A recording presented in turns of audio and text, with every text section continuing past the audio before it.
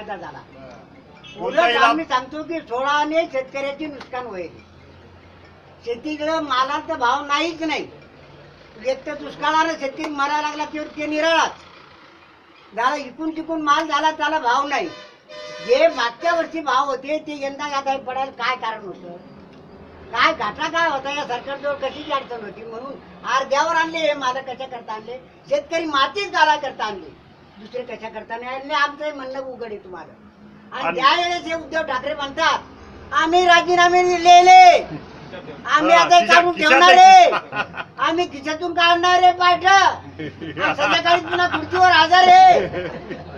नाही भाऊ, याला जर करून दाखवायचं असेल तुम्हाला शेतकऱ्याकरता काही, तर तुम्हाला सरकार सोडणंच लागत.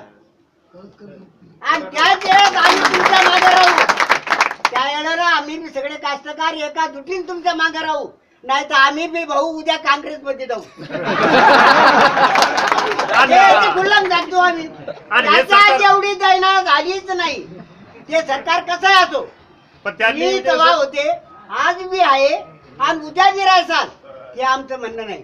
पण त्या सरकारनं काय आम्हाला तकलीफ दिली? काँग्रेसनं काय तकलीफ दिली? त्यानं 3 वर्षात 300 वर्षाचा काळ बदलून दाखवला.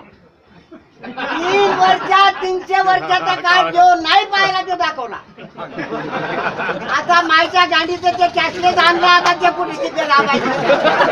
आम्हाला जर प्रतापरावला फोन लावायचा तर नंबर दाबता येत नाही. आम्हाला जर खासदार साहेबाला फोन लावायचा तर आम्हाला नंबर दाबता येत नाही. आता हे कॅशलेसवर हे आमची माय घालून घेतली.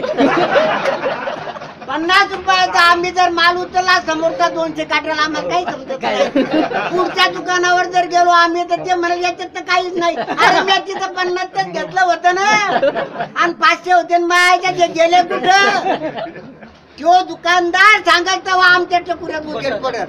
आणि मग पुढे जाऊन का आम्ही काय मागे जाऊन का आम्ही मारणार इथे दुकानदार?